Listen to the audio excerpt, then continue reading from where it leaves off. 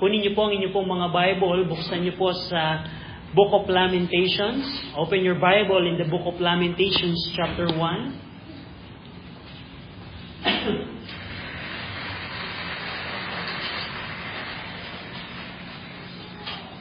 Now, pinag-aaralan po natin every Sunday afternoon, ang Book of Lamentations, and I am convinced na this is the proper way of studying the Bible, na every book of the Bible ay important at bawat book ng Bible ang binigay ng Panginoon sa atin upang pag-aralan. And that's why every Sunday afternoon, magkakaroon po tayo ng expository study or exegesis study ng bawat verse ng Book of Lamentations so that we can properly understand the interpretation of it and we can apply it in our daily life. Now, ang Book of Lamentation po, ito po ay sulat po ni Jeremiah habang naranasan po ng Kingdom of Judah, the southern kingdom of Israel, yung destruction from Babylon. If you were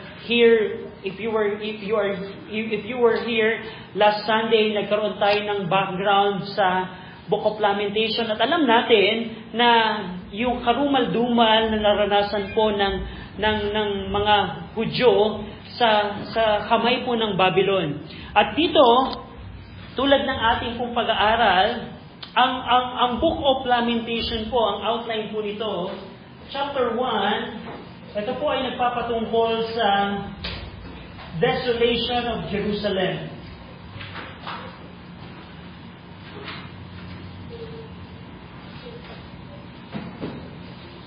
Kung paano ang pagkawasak ng Jerusalem, ng buong syudad ng Jerusalem. Ang chapter 2 po, pinakita po dito ni Jeremiah na kaya nila nararanasan yon ay dahil sa galit ng Diyos. Dahil sa galit ng Diyos. Now in chapter 3, mapapansin niyo po dito na kung paano hinighlight ni Jeremiah ang tatlong katangian ng Panginoon in chapter 3, yung habag ng Diyos, the Lord's mercy, compassion, and faithfulness.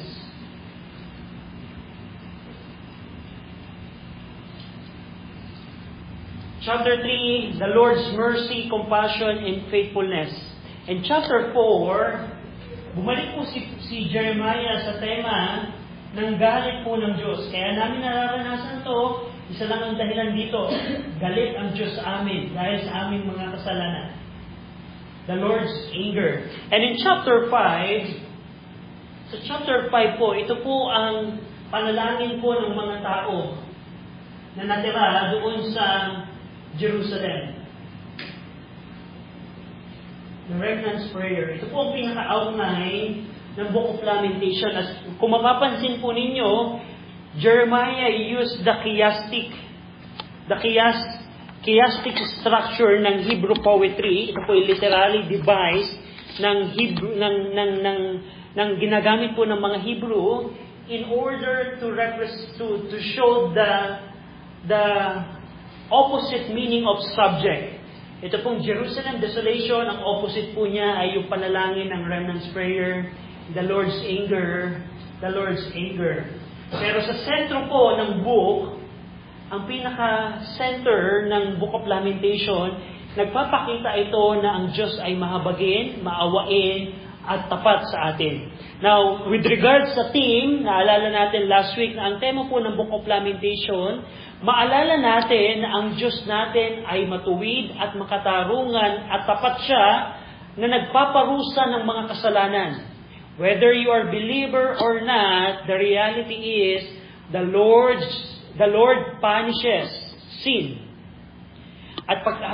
At bahagi din ng tema ng Book of Lamentation na kahit ang Diyos ay nagpaparusa ng kasalanan ng kanyang tao, nananatili siyang mahabagin, maawain, at tapat sa kanyang mga tao.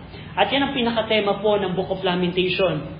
Now, if you were here last Sunday, meron po tayong activity. If you want to participate sa activity ng Book of Lamentation, you can magkakaroon. If you want the Book of Lamentation to be a blessing for you and to study it by yourself, pwede niyo pong i-survey ang Book of Lamentation at to list down all the description of Jerusalem that happened to them. And pagkatapos niyo pong malista from chapter 1, chapter 2, chapter 3, and 4, and 5, malista niyo na yung mga description, ano yung mga nangyari sa Jerusalem, you can categorize it. Paano yung categorization, Brother RJ? Pwede kayong mag-categorize na ito yung mga nangyari sa tao, ito yung mga nangyari sa kanilang syudad, ito yung nangyari sa templo, ito yung mga nangyari sa kanilang mga kaaway, etc. Pwede nyo i-categorize yan. Ang goal lamang natin ng categorization is para maunawaan natin ano yung pinaka picture ng naranasan nilang kaparusahan sa kanilang mga kasalanan. And I know na there are ito po ay magiging blessing po sa inyo. So if you would like to participate that, you can read the Book of Lamentation from chapter 1, 2, 3, and 4, and 5. List down all the characteristics and then categorize it. Now in Lamentation 1:1, pag-aaralan po natin ang chapter 1 today. This is the outline and we know the theme. Now in chapter 1, verse 1, babasahin ko po ito and we're going to pray. Lamentations 1:1, how that the city sits solitary, that was full of people. How is she become as a widow, she that was great among the nation, and princess among the provinces? How is she become tributary? Shall we pray?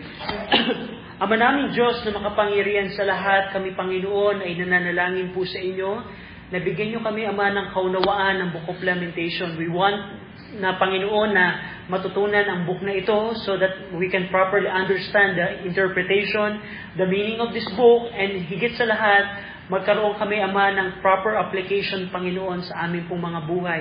Makita namin, Ama, ang inyong pong katuwiran, ang inyong pong justice sa pagparusa sa aming pong mga kasalanan. At we Christian today, Ama, tulungan niyo kami, Ama, na constantly katakutan po kayo, at igalang kayo, at magkaroon kami ng pagtingin na kayo po'y Diyos na mahabagin at mawain, Panginoon. In Jesus' name we pray.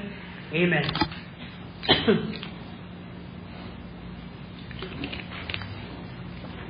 Now, pag-aaralan po natin sa umagang ito, yung chapter 1, kung paano pinicture out ni Jeremiah habang si Jeremiah ay nasa Jerusalem, around 586 BC, wasak yung buong syudad. Alam natin last week na sinunog ng Babylon ang lahat ng bagay. Alam natin na nagkaroon ng famine. Alam natin na yung mga bihag dinala sa Babylon, si Jeremiah at yung mahihirap na iwan sa Jerusalem. At dito in-account ni Jeremiah ang desolation of Jerusalem. From chapter 1, verses 1 to 11, dito po ipinakita ni Jeremiah dinescribe po dito ni Jeremiah ang pagbagsak ng syudad ng Jerusalem. At dito, alam natin, dito po sa chapter 1, the prophet speaks of Jerusalem as a widow and as an unclean woman. Dito po sa chapter 1, as a metaphor, hinalintulan po ni Jeremiah ang syudad ng Jerusalem sa isang widow at sa isang unclean woman. Kaya kung mapapansin niyo po sa chapter 1, throughout this stanza, of course, ang Lamentation po ay poem. So we can call it as a stanza. Kaya po dito mapapansin niyo sa stanza or chapter 1, ang syudad po ng Jerusalem ay tinawag na, ay ginagamit, ay ni-refer sa isang pronoun na she. Sa mapapansin niyo in chapter 1, She become as a widow. She that was, and so on and so forth. She, ang gamit po sa kanya. Dahil, as a metaphor, hinalintulad ni Jeremiah ang Jerusalem sa isang babaeng namatayan ng asawa, sa isang babae na marumi. Now, ang unclean po dito na tinutukoy is ceremonially unclean. Meaning, sa batas po ng ceremonial law, sa Book of Leviticus, may categorization po na pag ang isang babae ay dinudugo, we know na sa medical anatomy po ng kababaihan, every month, na dinudugo po ang babae. At sa batas po ng law, habang ang babae nag-undergo ng panahon na yon, she is considered as an unclean ceremonially. So, we're going to see that. So that's why in the Book of Lamentation, chapter 1, mapapansin niyo po na she ang tawag. When you see in chapter 1 the pronoun she, it refers to the city of Jerusalem. Now, ang widow sa Bible, pag sinabing widow sa Bible, it is frequently associated with poverty and helplessness. Sa Bible po, kapag ka ikaw ay widow, considered ka na sa kahirapan at helplessness, or yung wala kang matulong na mararanasan. Remember in 1 Timothy 6, ang church po ay responsible in taking care of the widow. Widow indeed. Sabi ni Paul kay Timothy, those that are widow indeed ay susuportahan ng church. That's the biblical way. Dahil po ang widow nung panahon po ng Bible, hindi po sila pwedeng magtrabaho. Ang mga asawa po nilang lalaki ay nagtatrabaho, and kapag ikaw ay namatayan ng asawa, ang widow po ay makakaranas ng economic hardship and social exclusion. Hihiwalay ka sa society. So that's a widow. Yung unclean person po, ang law consider na kapag ka ang isang babae ay dinudugo in her period, at halimbawa in Lamentations 1:17, mapapansin niyo po dito, Lamentation 1:17, Zion, or referring to Jerusalem, spreadeth forth her hands, and there is none to comfort her. The Lord hath commanded concerning Jacob that his adversary should be round about him. Jerusalem is as a man throws women among them. So, ceremonially, kapag ka ang babae sa Book of Leviticus, we're going to see that later, ay unclean siya kapag ka dinadatnan siya ng kanyang kabuwanan.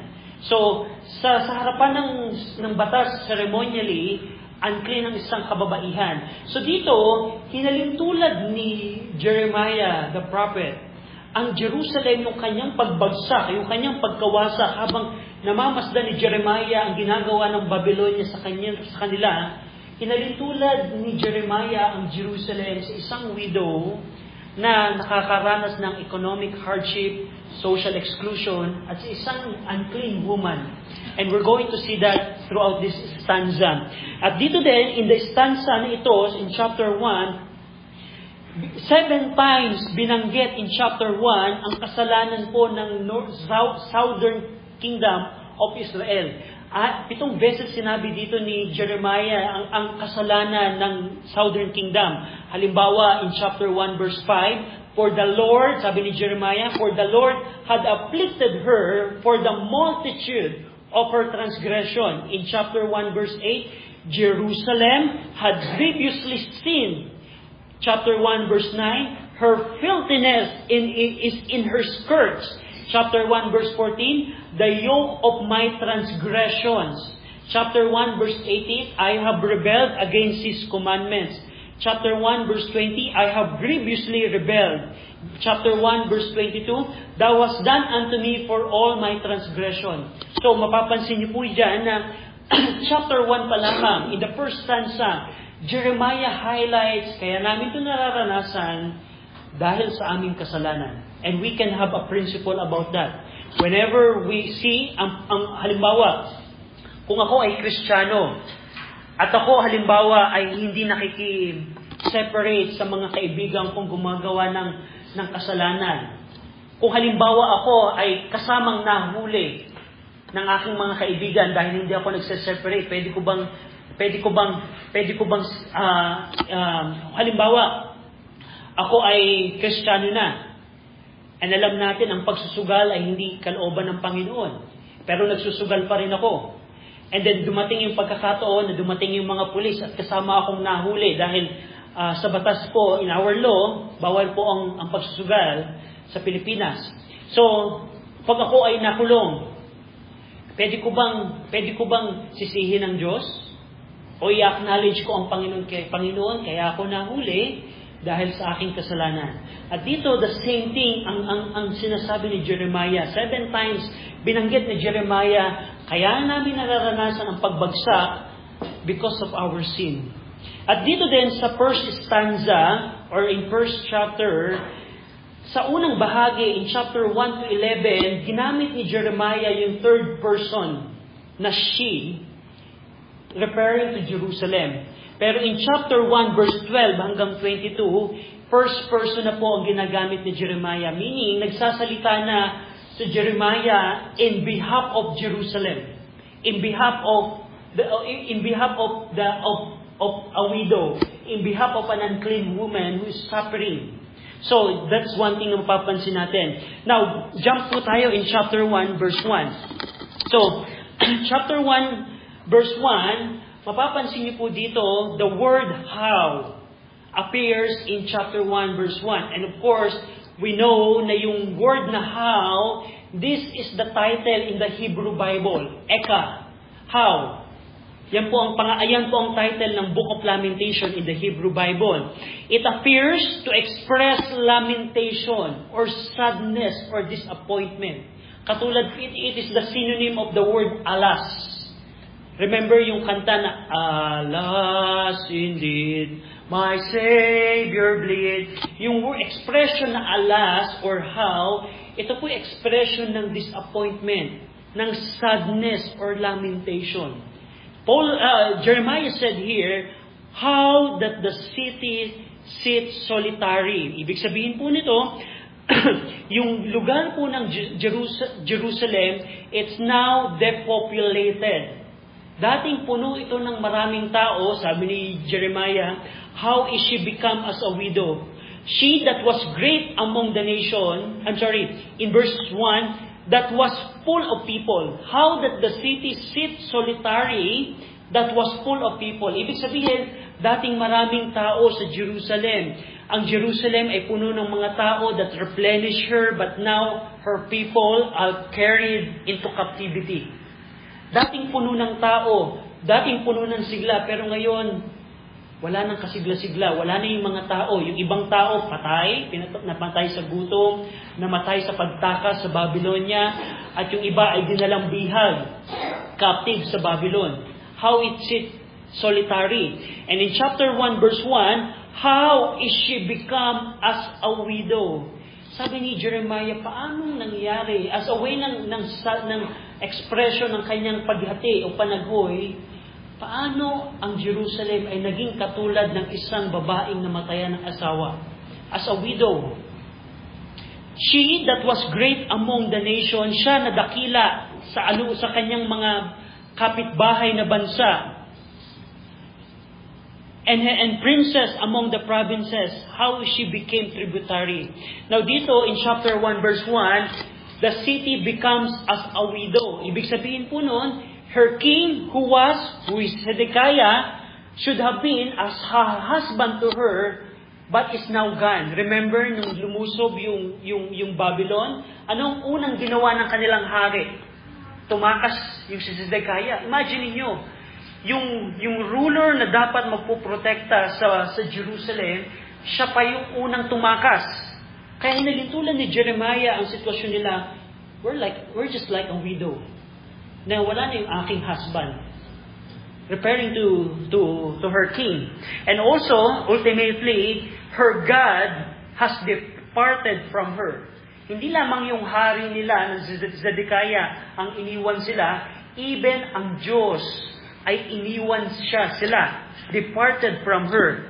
That's why she is emptied of her children and is now solitary and sorrowful as a widow. Naging malungkot ang isang widow, referring to Jerusalem, dahil sa nangyari sa kanya. And dito in chapter 1 verse 1, the city becomes a tributary. Ang ibig sabihin po noon, siya po ay nagbibigay na ng buwis sa Babylon. Now, titingnan natin po kung anong buwis yan later on. Now dito, sinabi din ni Jeremiah, ang syudad ng Jerusalem before nung destruction had been a great among the nation. Siya ay dakila sa mga kapitbahay niyang bansa. Remember, go over in 1 Kings chapter 4. Ano ba ang Jerusalem? Ang Israel, bago naranasan nila to, she was great among the nation. In 1 Kings chapter 4, verse 21, tingnan niyo po ito. Verse 21, basahin po natin ng sabay-sabay. 1 Kings chapter 4, verse 21. Ready? Read. And Solomon reigned over all kingdoms, from the river unto the land of the Philippines, and unto the border of Egypt. They brought present and served Solomon all the days of his life. Noong panahon po ni Solomon, ang Jerusalem po, ang Kingdom of Israel, ay dakila po sa lahat ng bayan, bansa. And in fact, yung reyna ng Middle East, the Queen of Sheba, ay nagpunta pa ng Jerusalem para magbigay ng regalo kay Solomon. She was great among the nation before destruction, but now, the city becomes tributary. Yung tributary po dito na tinutukoy, ito po yung pagbibigay ng tax sa Babylon as a form of forced labor as slaves. Hindi po sila nagbibigay ng money. They are required to give monetary tax. Pero yung tinutukoy po ditong tributary, ito po yung forced labor. Kung halimbawa, kung ako si Nebuchadnezzar, meron siyang project, halimbawa, magtayo tayo ng hanging garden. Sino yung pagtatayo nun? Yung mga alipin na galing Jerusalem, ang ating pagtrabahuhin sa mahirap na klase ng trabaho. That's the tributary. And dito din makikita natin sa chapter 1 verse 1, she was a princess among the provinces. Yung dating princess among the provinces na itinataas among the provinces sa ibang lugar, she is now a widow. So in verse 2, chapter 1 verse 2, she weepeth sore in the night, and her tears are on her cheeks. Ang widow na ito, na referring to Jerusalem, katulad ng isang widow, she weeps sore in the night. Anong ibig sabihin ito? Yung pag-iyak po sa kadiliman. Ito po yung pagpapakita ng isang babaeng nagluluksa in secret. Na kahit in the middle of the night, meron pa rin siyang kapighatian. Instead na magpahinga, instead na ito yung time of rest, pero yung weeping in the night refers sa kanyang pag-iyak sa in secret. Now dito din in verse 1 and 2, chapter 1 verse 2, and her tears are on her cheeks. Yung kanyang mga luha ay sa kanyang mukha. Ito po yung magpapakita ng continual sorrow ang nararanasan ng widow na ito. And dito, a city, in chapter 1 verse 2, a city that is used to be full of joy has now become sorrowful. Yung widow na dating great among the nation, as a princess among the provinces, dati puno siya ng kagalakan, kasiyahan, but now, she weeps sore in the night. Yung bayan ng Jerusalem na dating puno ng kagalakan, kasiyahan, has now become sorrowful. That's how Jerusalem is described by Jeremiah. And also in chapter 1 verse 2, among all her lovers, she had none to comfort her.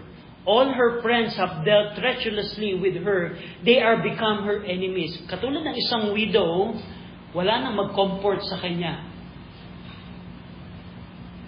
Yung kanyang mga tagapagmahal, dati niyang kasama, ngayon hindi na siya kino-comfort. Ano po ang pagpapakita nito? Remember, ang Jerusalem, Yung lovers and friends na tinutukoy po dito, ito po yung mga smaller nation round about Jerusalem which Zedekiah had conspired against the king of Babylon. Go over in Jeremiah 27:3. In Jeremiah 27:3, nung matigla pa ang Jerusalem, nung panahon ni Jeremiah, nakipagkasundo po si Zedekiah sa mga bayan sa kanyang paligid, sa Edomites, sa Moabites, sa Ammonites, sa Phoenicians. Pero nung bumagsak na ang Jerusalem, yung mga lovers and friends ng Jerusalem, they don't comfort Jerusalem anymore. Jeremiah 27:3, basahin natin ng sabay-sabay. Ready? Read. And send them to the king of Edom, and the king of Moab, and to the king of Ammonites, and to the king of Tyrus, and to the king of Sidon, king hands of messengers, which come to Jerusalem unto the Zedekiah, king of Judah. Nung hindi pa sila nilulusob, kaalyado nila yung mga Edomites, Moabites, yung Ammonites, Phoenician. Pero nung naranasan nila yung desolation, sabi ni Jeremiah, all her lovers, she had none to comfort her. All her friends have dealt treacherously with her. They are become her enemies. Imagine niyo, ito yung mga kaibigang bansa. Pero nung nilusod na sila, iniwan sila. And in fact, they dealt treacherously with Jerusalem. They become her enemies. Yung mga bayan na kanilang kaalyado dati. Pero nung nilusod na sila, ay naging kaaway nila. That's what happened to Jerusalem. Now, verse 3. Chapter 1, verse 3. Judah is gone into captivity because of affliction and because of great servitude. Ang ibig sabihin po nito, ang Judah, referring po ito sa population not merely of Jerusalem, but the whole kingdom. Alam natin, ang Jerusalem po ay ang capital ng Judah. Dito ginamit ni Jeremiah ang kingdom of Judah na napagpapakita na ang Judah ay naging bihag under affliction and severe labor. Hindi lamang normal na labor ang kanirequire ng Babylon sa kanila. It was a severe labor. Sabi ni Jeremiah, great servitude. Imagine niyo, probably they're not just working 8 hours a day bilang alipin. Probably 16 hours a day silang ginagawang alipin ng Babylonia. Just think about that, na kung paano sila naging alipin. Judah has gone into captivity, Judah has gone into exile, but she does not find any rest there among the nation. Habang bihag ng Babylon, yung mga taong kinuha nila, wala silang kapahingahan. Imagine niyo, just think about parang ganito, may isang bayan na lumusob sa Pilipinas or sa Taguig, and then later on, you are working 16 hours a day, and you cannot find rest anymore. So that's what happened to the captives na ginawa nila. Kinuha yung mga tao sa Jerusalem at sila ay ginawang subject ng severe labor. Severe, great servitude. And they cannot find rest anymore. So, verse number 3, sabi doon, all her persecutors overtook her between the strait. Ibig sabihin po nito, yung mga Babylonia na lumusod sa kanila or pursuer hunt them in the straits. Ibig sabihin yung the word straits mean narrow places where escape is impossible or circumstances in life from which no escape can be found. Ibig sabihin, nung nilusob sila ng Babylonia, pinilit nilang tumakbo, magtago. Tumakbo sila sa bundok.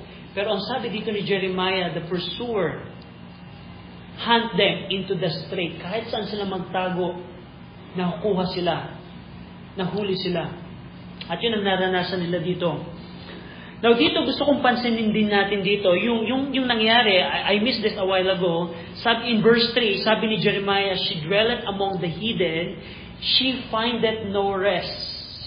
Gusto kong pansinin ninyo na itong kalalagayan ng Jerusalem as a captive that they cannot find rest, alam nyo ba na binanggit na to ni Moses sa kanila bago sila pumasok sa Promised Land? Tingnan nyo ang Deuteronomy 28, Deuteronomy chapter 28, yung kalalagayan ng Jerusalem or ang Israel ay hindi makakahanap ng kapahingahan sa bansa ng mga hintil. Bago pa man sila pumasok sa Jerusalem, binanggit na ni Moses, kung hindi kayo susunod sa Panginoon, kung kayo ay magre-rebelde sa Panginoon, mararanasan nyo na hindi kayo makakahanap ng kapahingahan. Deuteronomy 28, verse 65. Basahin po natin ng sabay-sabay. Ready? Read. And among these nations shall thou find no ease.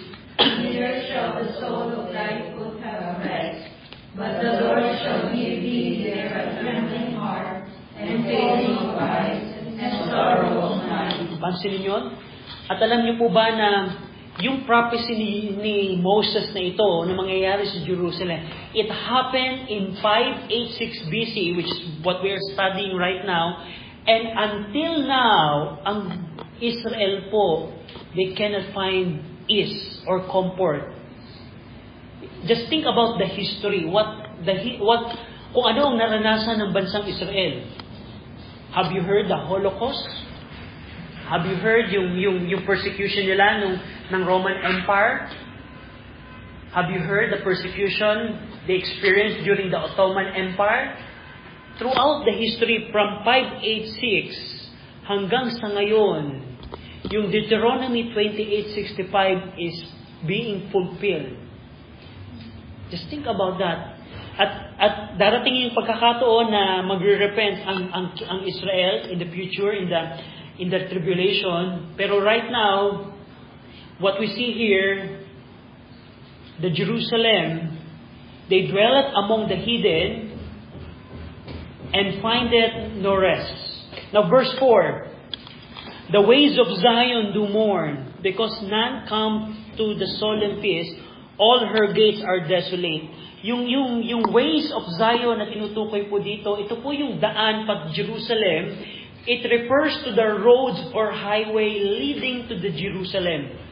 Now, kung naalala niyo po, kung alam niyo po yung tradition ng mga Hudyo, meron po sila laging as a way ng kanilang pag-worship sa Panginoon, meron po silang tinatawag na way to Jerusalem. Kung saan, habang sila'y naglalakbay papunta ng Jerusalem, papunta ng bali ng Jerusalem, inaawit nila yung psalm, yung mga awit sa psalms, as a way of worship sa Panginoon.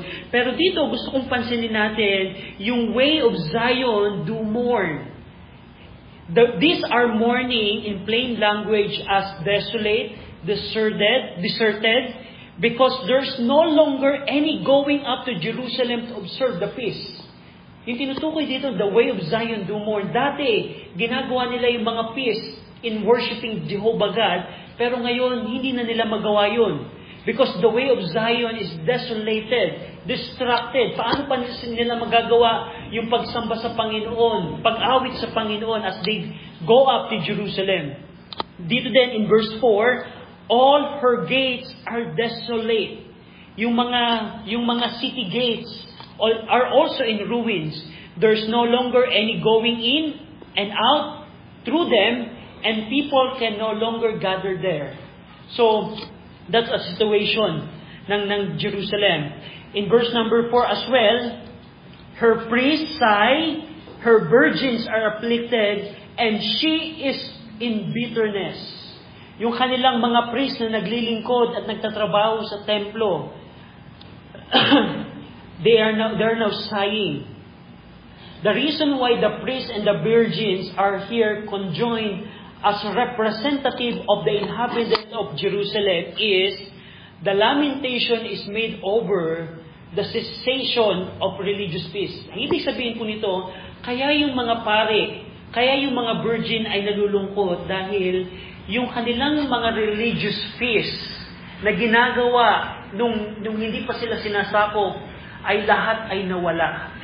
Yung pagsamba nila as they worship as they go up to Jerusalem, as they sing song to the Jehovah God, as they gather together in worshiping in their religious feast, they cannot do it anymore. That's why her priest sigh, and the virgin are afflicted. She is now in bitterness. She is now in bitterness.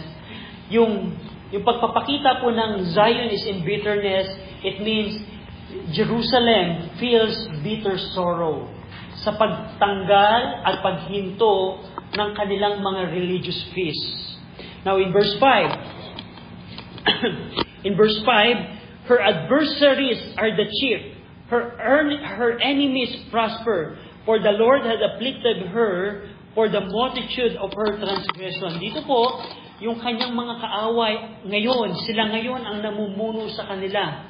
Yung kanilang mga kaaway, sila ngayon ang nagpa-prosper sa kanila. And by the way, that is also a fulfillment of Deuteronomy chapter 28, verse 43 and 44. Just think about, bago pa man lang sila pumasok sa Promised Land, binigyan na ng warning ni Moses, mga Hudyo, mga kababayan ko, kung kayo ay hindi susunod sa Panginoon, ito ang mararanasan nila. And fast forward to 586 BC, that's what they're experiencing right now. Yung kanilang mga kaaway, sila ngayon ang namumuno sa kanila. Yung kanilang mga kaaway, sila ngayon ang nananagumpay sa kanila. Now in verse 5 as well, sabi doon, for the Lord had afflicted her for the multitude of her transgression. Dito, first time dinisclose ni Jeremiah ang dahilan kung bakit nila nararanasan ang desolation. Jeremiah disclosed the reason why. It is because of the multitude of her transgression or rebellion. Kaya pala nararanasan nila yung pagbagsak, yung pang-aalipin, yung pagtanggal ng kanilang mga religious feasts dahil sa karamihan ng kanilang paglabag o pagrebelde sa Panginoon. First time ni-reveal ni Jeremiah ito. And it follows the condition of her infants, young women, rulers, and people.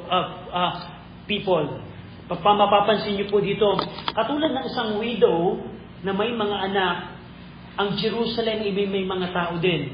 At titingnan natin ano ang mga nangyari sa mga tao ng Jerusalem. Sabi doon, verse 5, her children are gone into captivity before the enemy. Yung children po na tinutukoy po dito in the original Hebrew word, it means young children, infants, or little ones. Yung children dito, yung mga probably infant, probably Tabitha's age, probably 5-year-old, 3-year-old, 2-year-old, lahat po ng mga children dinala ng Babylon into captivity. Just think about that. Pumasok yung Babylon, kinuha si Jochebed at si Tabitha, at anong gagawin namin? Wala na kaming just imagine the sorrow na mararanasan ng mga magulang. Her children are gone into captivity before the enemy. Verse 6, and from the daughter of Zion, all her beauty is departed. Of course, ito yung ganda ng Jerusalem ay nawala, pero just imagine yung mga daughter, yung mga young women ng Jerusalem. Because of the famine, wala ng ganda, yung beauty, yung glory ng mga kababaihan ay nawala. And even yung beauty ng Jerusalem, the daughter of Zion could be referred to Jerusalem, ay nawala din. Due to the severe condition, the young women of the city lost their beauty. In verse 6 as well, her princes or rulers become like harts that find no pasture, and they are gone without strength before the pursuer. Yung princess po na tinutukoy po dito, ito po yung mga rulers, mga nasa government ng Jerusalem. Anong nangyari sa kanila? Para silang mga asno na hinahabol ng hunter. And that's what happened to Zedekiah.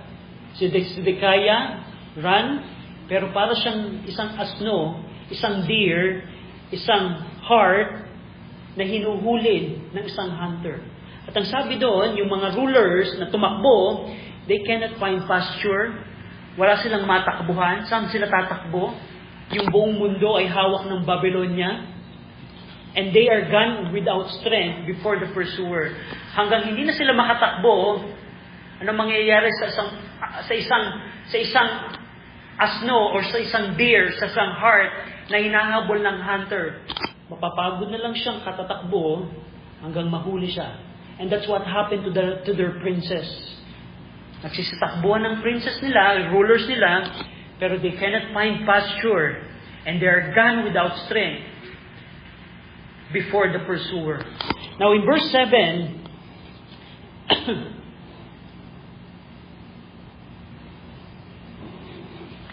verse 7, Jerusalem remembered in the days of her affliction and her miseries of all her pleasant things that she had in the days of old, when her people fell into the hand of the enemy, and none did help her. The adversary saw her and did mock at her Sabbath.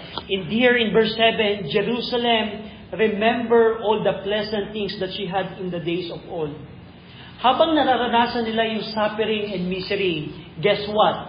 What they can do is just to remember the old days. They just remember the pleasant and valuable things they had before. Probably they remember the beauty of the temple. Probably they can still remember habang sina Jeremiah ay nasa Jerusalem.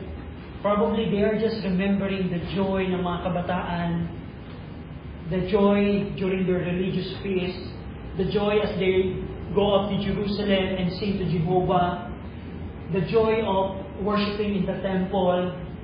They just remember that. Habang sila ay in misery and affliction, what they can do is just to remember when her people fell into the hands of the enemy and none did help her. Ayan po ang nakakalungkot na kalalagayan. Walang tumutulong sa kanila. Yung mga kaalyadong bansa, hindi sila tinulungan.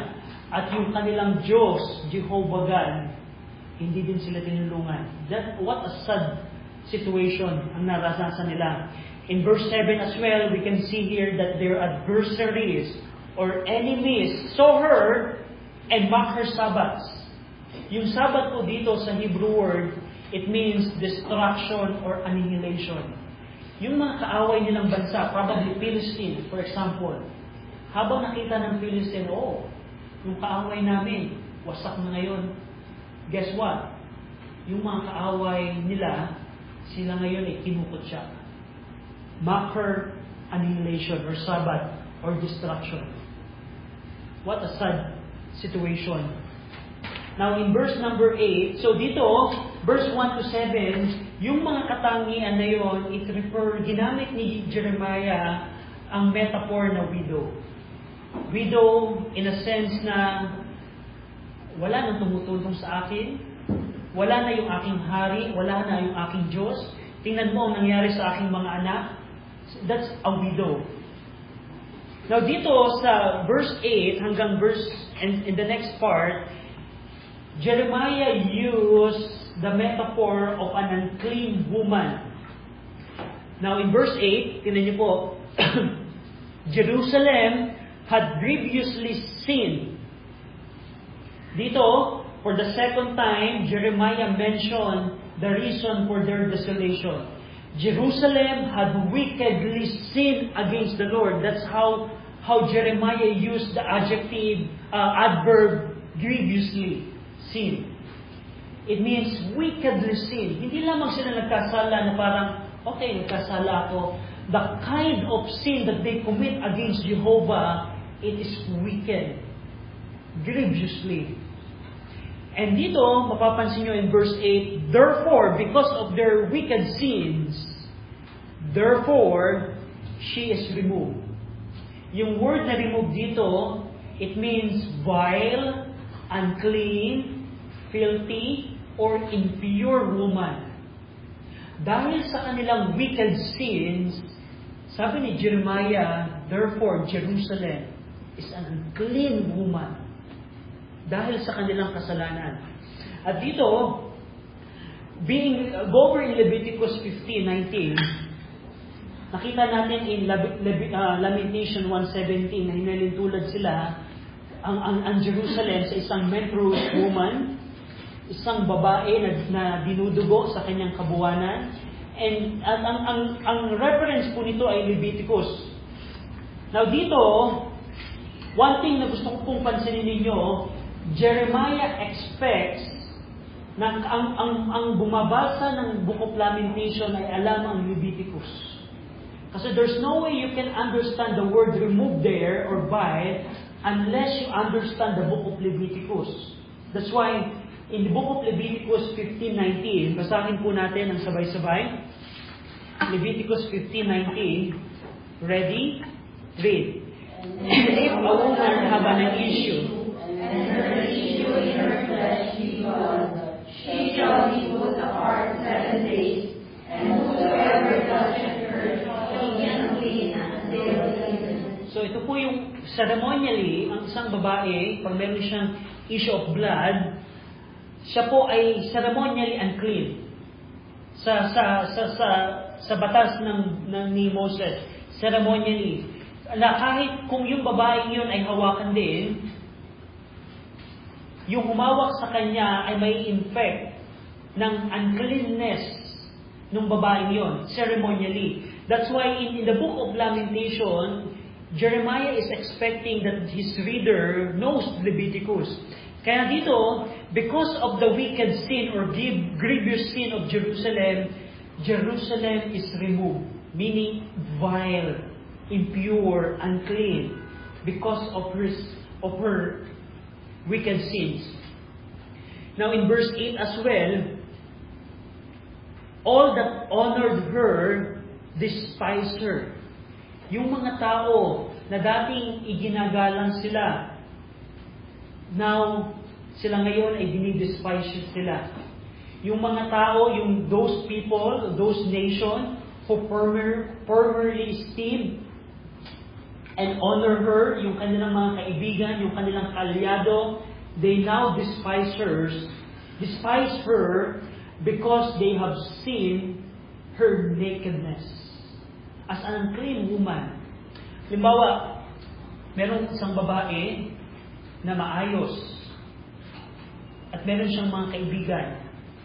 Pero nung nakita ng mga kaibigan yung nakedness, the uncleanness, the impurity, dating mga kaibigan na iginagalang at binibigyan ng honor yung isang babae, now she is now an unclean woman, yung kanyang mga kaibigan despise her now. So yun yung metaphor dito ni Jeremiah. Yung mga bansa, yung mga kaalyado na iginagalang sila before, pero nung nakita nila ang pagkawasak at kasalanan ng Jerusalem, they now despise Jerusalem. And dito, yung nakedness dito ng Jerusalem, it means yung mga kasalanan, yung mga karumihan na lumabas sa liwanag that have now come to light. Yung nakedness dito na tinutukoy ni Jeremiah, ito yung kasalanan na itinatago ng isang tao na pag yung kasalanan ay lumabas sa liwanag, that is the nakedness. Na dati, halimbawa, isang babae na maayos, maraming kaibigan, ginagalang siya, pero nung nakita ng mga kaibigan niya ang kanyang karumihan, isang mga kasalanan na lumabas sa liwanag, yung mga kaibigan niya, ginagalang siya before, they now despise her. So yun yung tinutukoy dito ni Jeremiah, na yung mga bansa, kaibigan, allies, and friends, dati ginagalang ang Jerusalem, but now they despise her.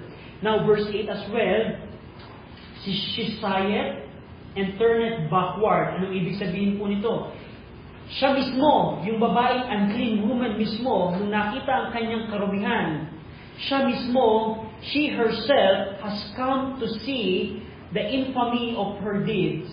She sighs over them and turn away in shame, withdrawing from the people so that they may no longer look upon her in her shame. Nung nakita ng unclean woman, na nakita ng kanyang mga kaibigan, ang kanyang mga tinatagong kasalanan, siya mismo ang nagsay at siya mismo yung tumalikod sa kahihiyan. So ito yung tinutukoy dito ni Jeremiah as a metaphor ng Jerusalem. Verse 9, her filthiness is in her skirt, She remembered not her last day. She came down wonderfully.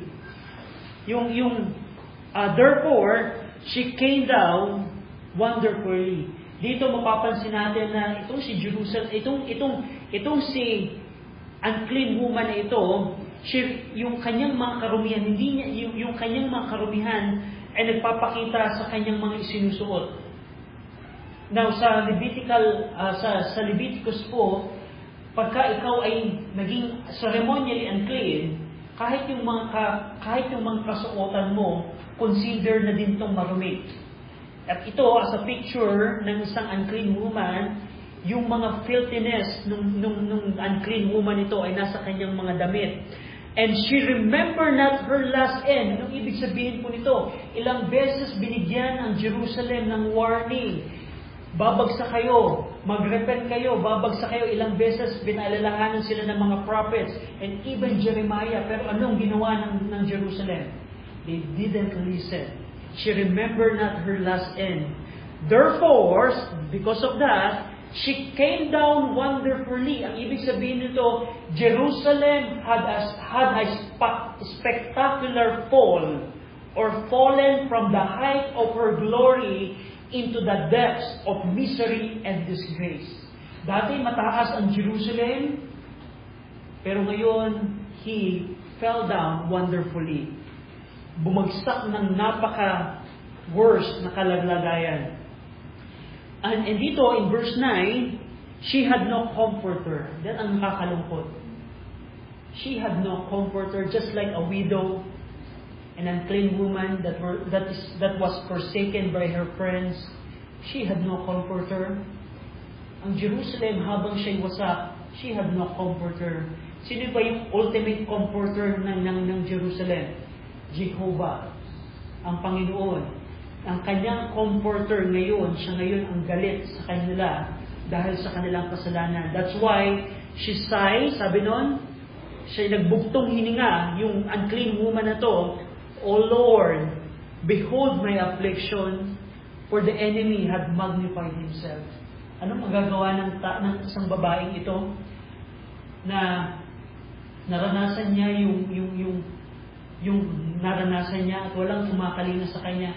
Ang tanging magagawa lang niya ay magbigay ng bugtong hininga sa Panginoon. O Lord, tingnan mo ang aking kapighatian. Dahil ang aming mga kaaway ay itinaas ang kanilang sarili. That's what she can do in this situation. In verse 10, the adversary had spread out his hand upon all her pleasant things.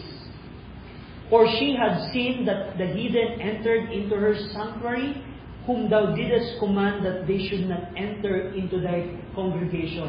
Yung mga kaaway niya, referring to Babylon, the enemies plundered the costly treasures of Jerusalem. Just think about that. Kung ikaw ay may saving, halimbawa sa bank account mo na 10,000, yung mga mananakop, kinuha lang nila basta. Meron kang bahay, meron kang ari-arian, they plundered the treasures of Jerusalem. Not only the treasures of all the inhabitants of Jerusalem, but also the treasures in the temple. Kung maalala natin ang ginto, ang mga furniture na ginto na meron ang templo ni Solomon, lahat ng iyon, the enemies robbed those treasures. And they also spoiled yung alam natin na hindi yung mga vessel, yung mga treasure ng temple, kanila din kinuha. And in verse 11, all her people sigh, they seek bread, they have given their pleasant things for me to relieve the soul. See, O Lord, and consider, for I am become vile. Yung mga tao ng Jerusalem, sila ay humahanap ng tinapay. Ito po yung nagpapakita ng matinding gutom or famine all over the land. Imagine niyo, yung kanilang mga jewels, yung kanilang mga yaman, yung kanilang mga treasure, ipinagpapalit lang nila sa tinapay. Halimbawa, meron silang mga rubies, sapphire. Sabi ni Jeremiah, yung mga tao ng Jerusalem, ipinagpapalit nila yung kanilang mahalagang bagay para lamang sa tinapay. Ganun kadesperado ang mga tao ng Jerusalem because of the famine. They are seeking bread but they cannot find it. And they sigh, they have given their pleasant things for me to relieve the soul. Ang ibig sabihin ng to relieve the soul, just to prolong their life. Para lamang mapahaba pa yung buhay nila dahil sa tindi ng gutom. They can exchange, halimbawa, papayag ba kayo, halimbawa, meron kayong 24 karat necklace. Ang kapalit lang ay isang balot na monay. Hindi po, of course, probably yung ginto ninyo na jewel na alahas, probably worth yan ng mga 50,000 or 100,000. Pero just think about, para lamang sa isang peraso ng tinapay, they would do that transaction just to prolong their life. Just to relieve their soul or prolong their life. That's what happened to them. That's why, as a woman who is a widow, and as an unclean woman, she prayed at the end of verse 11, O Lord, and consider, for I am become vile. Ibig sabihin nito, nanalangin yung buwiban na ito, which is Jerusalem, Panginoon, tingnan mo naman ako. I-consider mo naman, tingnan mo naman ako on how I become vile. That's what happened to Jerusalem. Jerusalem become an unclean woman. Dati, puno sila ng glory. Dati, puno sila ng kaluwalhatian. Puno sila ng sigla. Puno sila ng yaman. This woman, what she can just say and pray to the Lord, O Lord, consider. Yung word na consider, it is, look at me, Lord. Look what happened to me. I am now vile. Ibig sabihin ng vile doon, despised or worthless. Before, I am glorious, I'm honorable woman. But now, O Lord, look at me. I am now worthless, vile person. And that's what happened to Jerusalem. Jeremiah used the metaphor ng isang babaeng namatayan ng isang asawa. Metaphor ng isang babaeng marumi na dating puno ng kaluwalhatian, ng glory, ng honor, but now become as unclean woman. And dito makikita natin that's what happened to Jerusalem. Now, ang application po natin, as we end this message, ang application po natin, of course, ang Panginoon po ay nagdi-deal sa kanyang mga anak. Pag ang isang Kristiyano po ay nagkakasala at nagpapatuloy sa kanyang paggawa ng kasalanan, ang Diyos po natin ay mahal tayo, according sa Hebrews 12, at dahil sa kanyang pagmamahal, tayo po ay papaalalahanan through the preaching of the Word, probably through the Christian friend. Pero kung hindi pa rin tayo magre-repent sa ating mga kasalanan, ang Panginoon po ay nagpaparusa sa ating pong mga kasalanan. And what's the proper response sa ating pong mga kasalanan? It is like what Jeremiah highlights, acknowledging our sin. Paano 7 times in this chapter alone, in-emphasize ni Jeremiah, kaya namin ito naranasan, is because of the multitude of her transgression. Jerusalem had grievously rebelled or sinned. Sa ating pong mga Kristiyano, as an application ng message po nito, kung halimbawa ako isang Kristiyano na naninigarilyo secretly, and then ako ay nagkaroon ng lung cancer, anong dapat kong gawin? Kasi may mga Kristiyano na kapag ka nagkakasala, they don't want na banggitin ang kanilang kasalanan sa Panginoon. Pero ang katotohanan, what God wants is if you are sinning as a Christian, of course, lahat tayo nagkakasala. God is expecting us to confess our sin. Because according to 1 John 1:9, if we confess our sins, He is faithful and just to forgive us our sins and to cleanse us from all unrighteousness. And that's the application. Now, Christian, probably, I don't know, some area ka ng iyong Christian life nag-struggle, pero I tell you, each one of you needs confessing all of the time. And what God wants us to hear from us is to confess our sins. Just like Jeremiah said, Panginoon, the reason why we are experiencing is because we grievously sin. We wickedly sin against the Lord. Because of the multitude of our transgression. And that's, dahil tayo pong mga tao, as by nature, we tend to make excuses. We tend to make excuses. Panginoon, kaya ako lang naman nagawa yan kasi... Pero no, as an application, if you see na ikaw ay nagkasala before God, we confess our sin. But the good thing is, sabi ng Bible, He is faithful and just. He is merciful and compassionate and faithful. Na kung ang sino mang tao ang maghihingi ng tawad, especially believers, He is faithful and just to forgive us our sins. At kung ikaw ay hindi paligtas, the same thing. Kung ikaw ay lalapit sa Panginoon with a repentant and believing heart, God can forgive you. And God can save you. Tayo pong lahat ay manalangin.